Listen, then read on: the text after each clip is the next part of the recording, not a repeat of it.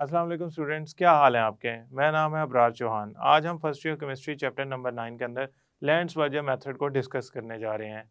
इसकी डायग्राम और इसकी वर्किंग बहुत ज़्यादा इंपॉर्टेंट है। मैं वन बाय वन इसके पार्ट्स भी डिस्कस करूंगा। तो चलते हैं लेक्चर की तरफ।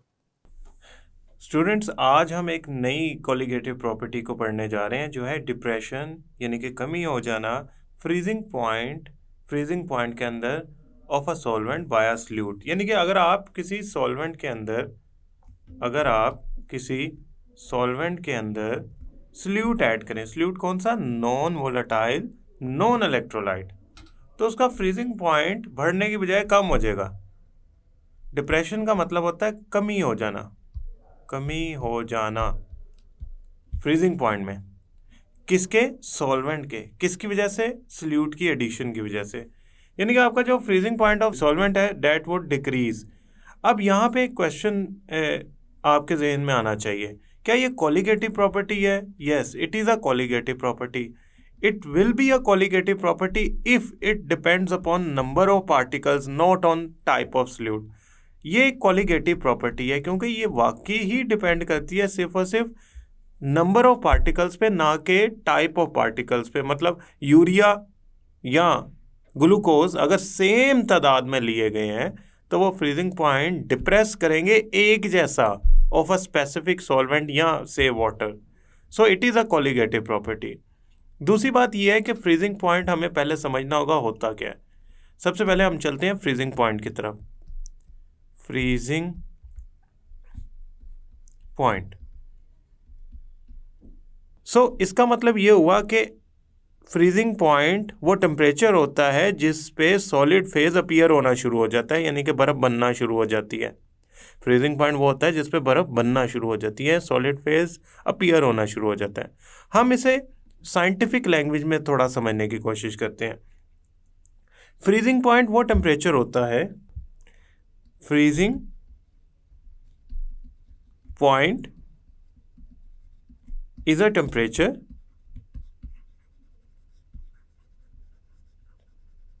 at which solid and its liquid phase coexist। यानी कि जो फ्रीजिंग पॉइंट होगा उस पर सॉलिड और लिक्विड फेज दोनों एग्जिस्ट करते होंगे। और अगर आप फ्रीजिंग पॉइंट से नीचे चले जाएं तो सारा का सारा सॉलिड फेज होगा, और अगर उससे ऊपर आ जाएं तो सारा का सारा लिक्विड फेज होगा। यानी कि अगर आप 0 डिग्री पे जाएं तो बर्फ़ बनना शुरू हो जाएगी, लेकिन उसमें लिक्विड फेज और सॉलिड फेज दोनों को एग्जिस्ट करते होंगे। अगर मैं ये कहूँ कि फ्रीजिंग पॉइंट वो टेम्परेचर है जिस पे सॉलिड और लिक्विड फेज की को एग्जिस्टेंस हो रही है, तो वो फ्रीजिंग पॉइंट कहलाएगा। इसको दूसरी डेफिनेशन में देखते हैं जो थोड़ी हमारे लिए समझने में भी ज़्यादा आसान लगेगी। फ्रीजिंग पॉइंट वो टेम्परेचर होता है, freezing point is a temperature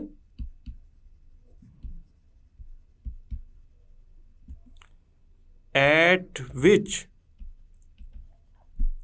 vapor pressure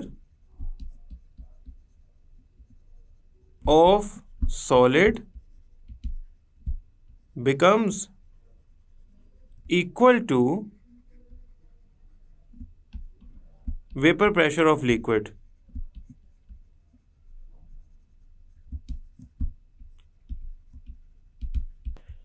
ये वो टेम्परेचर होता है जिस पे वेपर प्रेशर किसका, वेपर प्रेशर ऑफ सॉलिड किसके इक्वल होता है, वेपर प्रेशर ऑफ लिक्विड के। अब इसको समझने के लिए थोड़ा सा ग्राफ ड्रा करते हैं। ये आपके सामने दो एक्सिस हैं, Y axis and this is X axis. यहाँ पे मैंने लिया टेम्परेचर, यहाँ पे मैंने लिया वेपर प्रेशर। आपका जो सॉलिड फेज है ना उसका वेपर प्रेशर है ये इंक्रीज हो रहा है विद टेम्परेचर, और लिक्विड फेज का वेपर प्रेशर है ये। जहाँ पे ये लिक्विड और सॉलिड का वेपर प्रेशर बराबर होगा at that point phase change आ जाएगा। यानी कि ये कर्व डिसकंटिन्यूस टाइप बना है। क्यों? ये जो रेड लाइन है ना ये शो कर रही है कि यहाँ पे आपका सॉलिड फेज है, और ग्रीन लाइन शो कर रही है ये आपका लिक्विड फेज है, जिस पे लिक्विड का वेपर प्रेशर, मसलन मैं लिक्विड को कूल डाउन किया तो लिक्विड कूल डाउन होता हुआ पॉइंट ए पे पहुंच गया, इसका वेपर प्रेशर। तो इस ए पॉइंट पे vapour pressure of liquid becomes equal to vapour pressure of solid. This is actually called freezing point. तो फ्रीजिंग पॉइंट क्या हुआ, जिस पे दो फेजेस यानी कि सॉलिड और लिक्विड का फ्रीजिंग पॉइंट वो टेम्परेचर होता है जिस पे दो फेजेस यानी कि सॉलिड और लिक्विड का वेपर प्रेशर बराबर हो जाता है। अगर मैं सॉलिड और लिक्विड फेज का कर्व बनाऊं वेपर प्रेशर का, तो जहाँ पे ब्रेक आती है, जहाँ पे डिसकंटिन्यू आती है, जहाँ पे आपको ये टूटा हुआ लगता है, स्टूडेंट एक बात और समझे, वो क्या है, ये जो कर्व में डिसकंटिन्यूटी है ना, ये फेज चेंज की वजह से। ये हो सकता है कि ये कर्व अगर मैं बनाता और इसमें फेज चेंज ना आता तो vapour pressure with temperature continuously increase करता, लेकिन इस डिसकंटिन्यूटी का आना इस बात की इंडिकेशन है कि आपका पॉइंट ए के ऊपर फेज चेंज हो गया है। यानी कि अगर आप सॉलिड का टेम्परेचर बढ़ाते जाएंगे, दूसरी सूरत में लिक्विड फेज का टेम्परेचर कम करते जाएंगे, जिस पे इनका वेपर प्रेशर बराबर होगा, उस टेम्परेचर पे ये जो आपकी सब्सटेंस है ये फ्रीज होना शुरू हो जाएगी। ये है इसका technical point of view freezing point का, जिस पे vapour pressure of solid vapour pressure of liquid के इक्वल हो जाता है। और आपको याद होगा हमने बॉइलिंग पॉइंट के बारे में पढ़ा था, जिस पे लिक्विड का वेपर प्रेशर एक्सटर्नल के वेपर प्रेशर के इक्वल हो जाता है। इसी तरह फ्रीजिंग पॉइंट भी वेपर प्रेशर की टर्म्स में पढ़ा कि जिस पे सॉलिड और उसी का लिक्विड आपस में वेपर प्रेशर बराबर हो जाता है, उस टाइम पे वो सब्सटेंस फ्रीज होना शुरू हो जाती है, उसमें सॉलिड स्टेट अपीयर होना शुरू हो जाती है, उसमें सॉलिड और लिक्विड दोनों फेजेस एग्जिस्ट करना शुरू हो जाते हैं। अब ये तो हो गया फ्रीजिंग पॉइंट। फ्रीजिंग पॉइंट की डिप्रेशन को स्टडी करते हैं, उसके लिए हम अगेन वेपर प्रेशर और टेम्परेचर के कर्व की तरफ चलते हैं। ये हमारे पास जो कर्व है, इसके अंदर एक्स एक्सिस के ऊपर टेम्परेचर है, यानी कि इंडिपेंडेंट वेरिएबल, और जो हमारे पास वाई एक्सिस है, इस पे है हमारे पास वेपर प्रेशर, ये ऊपर की तरफ इंक्रीज कर रहा है। से आपका ये जो वेपर प्रेशर है that indicates the 760 millimetre mercury या कोई भी वैल्यू। अब हुआ यूं था कि जब हमने प्योर सॉल्वेंट का vapour pressure versus temperature curve बनाया था, तो वो कर्व कुछ इस तरह का आया था कि उसमें टेम्परेचर बढ़ाने पे कंटिन्यूसली वेपर प्रेशर बढ़ता जा रहा था। अब ये कर्व कहलाया था ए बी कर्व, यानी कि ए पे आपका ये कर्व, फॉर एग्जांपल मैं कहता हूँ ए हाई टेम्परेचर वैल्यू है, ठीक है, ए जो है ये है से टेम्परेचर टी ए। आप इसका टेम्परेचर कम करते जाएंगे तो ये कर्व उल्टा चलना शुरू हो जाएगा, मतलब पहले ये नीचे से ऊपर गया, अब ये ऊपर से नीचे आएगा, मगर सेम यही शेप शो करेगा, और ये आके बी तक आ गया। ये कर्व जो है ना, ये लिक्विड स्टेट का कर्व है, ये कंटिन्यूस है। जैसे ही मैं बी पॉइंट पर पहुंचा, मैंने इसे और कूल डाउन करना शुरू किया तो इसमें ब्रेक आ गई। क्यों? ये अब सॉलिड स्टेट में कन्वर्ट होना शुरू हो गया, और ये जो सेकंड कर्व बना है ये बना है सॉलिड का। तो इसका मतलब ये हो गया कि अगर आपका लिक्विड है, उसे आप कूल करते हैं, तो जब तक वो लिक्विड स्टेट में है वो ए से लेकर बी तक का कर्व जनरेट करता है।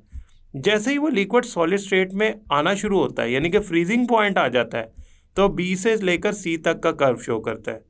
तो ये जो बी पॉइंट है, जिस पे कर्व को ब्रेक लग गई या लिक्विड फेज सॉलिड फेज में चेंज हो गया, यानी कि कर्व डिसकंटिन्यूस हो गया, ये जो बी पॉइंट है डेट एक्चुअली शोज कि यहाँ पे आपका लिक्विड फ्रीज होना शुरू हो गया, क्योंकि आपकी यहाँ पे स्टेट चेंज हुई, इस वजह से कर्व में एक ब्रेक आ गई। So this actually shows your freezing point.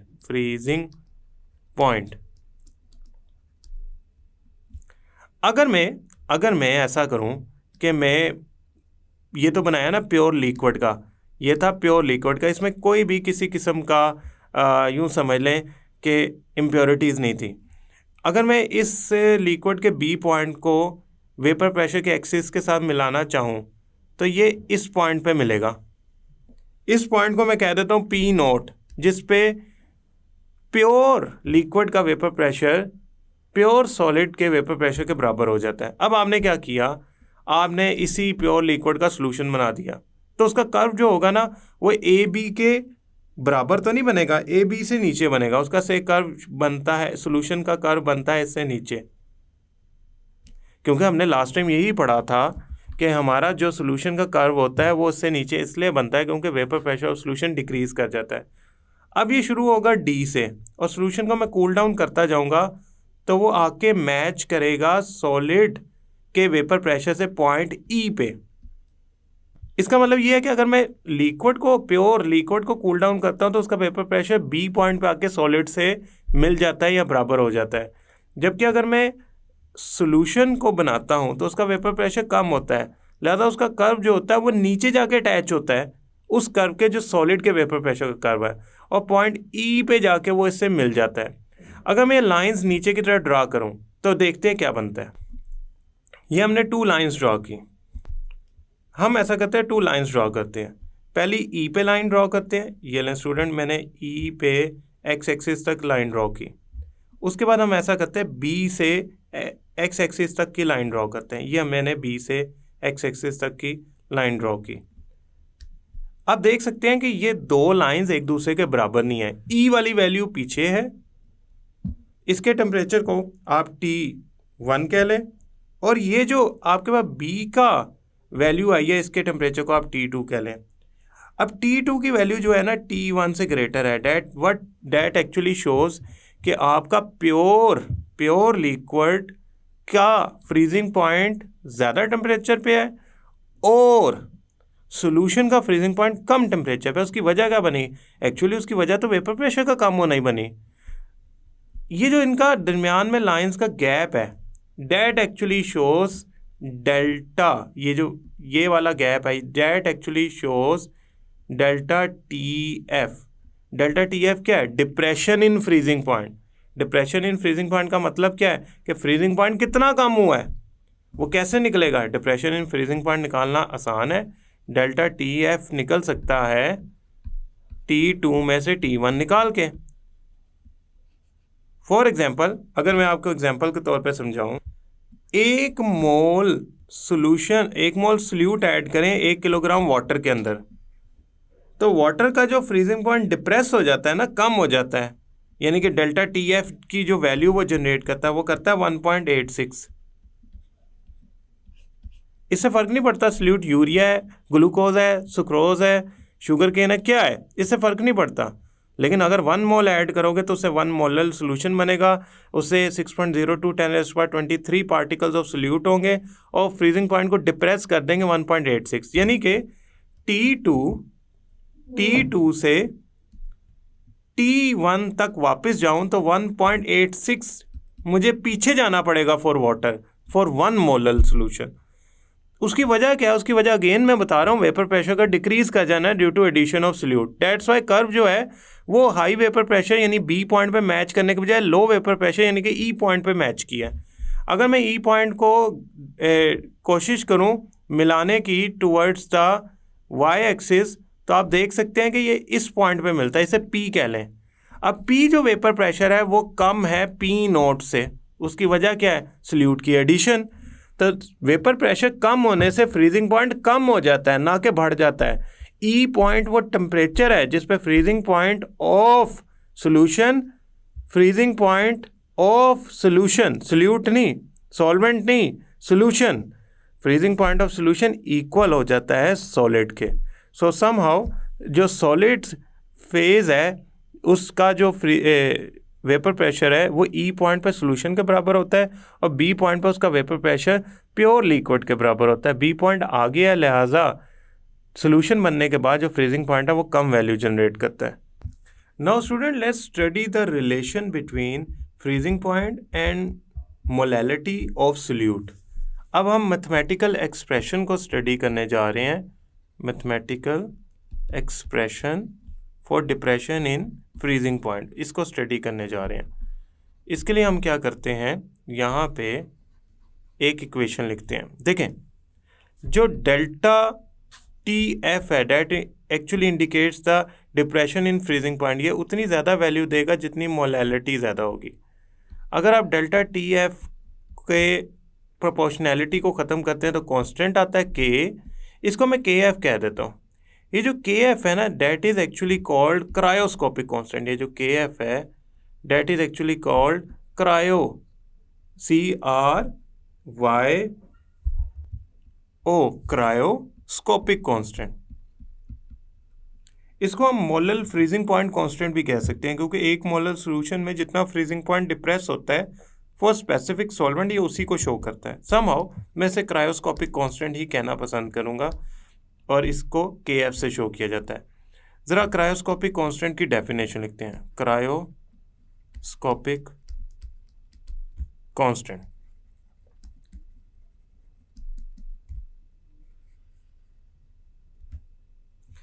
Cryoscopic constant क्या होता है? The depression in freezing point, cryoscopic constant actually depression in freezing point की वैल्यू है, इन फ्रीजिंग पॉइंट की वैल्यू है। कब? When 1 mole of solute is dissolved in 1000 ग्राम या 1 kilogram of solvent. Cryoscopic constant जो है वो एक्चुअली क्या है? डिप्रेशन इन फ्रीजिंग पॉइंट है। जब 1 मोलल सोल्यूशन बनता है, मेरा अल्फाज पे ध्यान दीजिएगा, 1 मोलल अगर आप सोल्यूशन बनाते हैं तो उसकी वजह से जो depression in freezing point generate होता है वो एक्चुअली क्रायोस्कोपिक कांस्टेंट कहलाता है। इसको हम एग्जांपल के तौर पे अगर पढ़ना चाहें तो हमारे पास 2 क्रायोस्कोपिक कांस्टेंट है। अगेन फॉर वाटर, जो हमारी 1 मोलल सोल्यूशन बनाया जाए वाटर एज अ सॉल्वेंट लेते हुए, तो उसका जो क्रायोस्कोपिक कांस्टेंट है यानी कि depression in freezing point for 1 molal solution है वो है 1.86 डिग्री पर मोलल सोल्यूशन। फॉर एथेनॉल अगर मैं यहाँ पे बनाऊँ तो वो बनेगा, KF की वैल्यू एथेनॉल के लिए बनेगी 1.99 डिग्री पर मोलल सोल्यूशन। यानी कि अगर एथेनॉल में उसी सोल्यूट का 1 मोलल सोल्यूशन बनाया जाए तो उसके लिए ये क्रायोस्कोपिक कांस्टेंट की वैल्यू जो है वो चेंज हो जाएगी। Now students, let's do same exercise. हम दोबारा वही सेम एक्सरसाइज करने जा रहे हैं कि अगर हमारे पास molecular mass of solute unknown हो तो क्या डिप्रेशन ऑफ फ्रीजिंग पॉइंट को इस्तेमाल करते हुए हम वो अननोन मॉलिक्यूलर मास फाइंड कर सकते हैं? सो अब हम क्या करने जा रहे हैं? Finding unknown molecular mass M2 using equation, इस इक्वेशन को मैं कह लेता हूँ A, तो using equation A, delta TF is equal to KF, और यहाँ पे आ गया आपके पास molality. Now student, again molality किसके इक्वल होती है? आप सब जानते हैं मोलैलिटी इक्वल होती है moles of solute divided by solvent in kilogram. अब मोल्स ऑफ सोल्यूट किस तरह निकलते हैं? मोल्स ऑफ सोल्यूट निकलते थे वेट ऑफ सोल्यूट या मास of solute divided by molar mass of solute divided by solvent का मास इन ग्राम्स डिवाइडेड बाय 1000, और ये किसकी इक्वल है? डेल्टा TF के। स्टूडेंट, अगेन मैथ का रूल है कि जो बिटवीन वाली वैल्यूज़ हैं वो आपस में मल्टीप्लाई होती हैं, जो मिडल वाली वैल्यूज़ हैं आपस में मल्टीप्लाई होती हैं, जो एक्सट्रीम वाली वैल्यूज़ हैं वो आपस में मल्टीप्लाई होती हैं। तो आपकी नया इक्वेशन क्या बनी? आपकी जो इक्वेशन बनी वो बनी delta TF is equal to KF multiply by W2 multiply by 1000 M2 multiply by W1। अब आप M2 को TF से रिप्लेस कर दें तो आपकी इक्वेशन क्या बन गई? आपकी इक्वेशन बन गई M2 is equal to KF multiply by W2 multiply by 1000 divided by delta TF multiply by W1। अब ये इक्वेशन हमें हेल्प कर सकती है to find out the unknown molecular mass of solute. अगर मैं M2 फाइंड करना चाहता हूँ तो मैं ये इक्वेशन यूज़ कर सकता हूँ। देखें, KF क्रायोस्कोपिक कांस्टेंट है, लिटरेचर से इजीली फाइंड हो सकता है। वेट ऑफ सोल्यूट आप ऐड कर रहे हैं, वेट ऑफ सॉल्वेंट आप ऐड कर रहे हैं, 1000 की वैल्यू 1000 ही होती है। डेल्टा TF निकालने के लिए हम एक मेथड यूज़ करने जा रहे हैं जिसके ज़रिए हम फ्रीजिंग पॉइंट में डिप्रेशन को फाइंड करेंगे। ये एक्चुअली आपका बेकमैन्स मेथड के ज़रिए फाइंड हो सकता है। ये बेकमैन्स वही है जिनका थर्मोमीटर आपने पढ़ा था, जो बड़ी एक्यूरेसी से 0.01 केल्विन तक का चेंज मेजर कर सकता था। तो बेकमैन्स मेथड के ज़रिए आप चेंज इन फ्रीजिंग पॉइंट या depression in freezing point find कर सकते हैं। तो अगर ये इन सारी वैल्यूज़ का पता लग गया तो मैं M2 आसानी से निकाल सकता हूँ। So through this method we can calculate the value of M2 by using depression in freezing point. Student, इसमें फ्रीजिंग पॉइंट की depression, cryoscopic constant important short question है, इनको अच्छी तरह याद कीजिएगा। आई होप स्टूडेंट ये लेक्चर आपको समझ आया होगा। नेक्स्ट लेक्चर तक के लिए अल्लाह हाफिज़।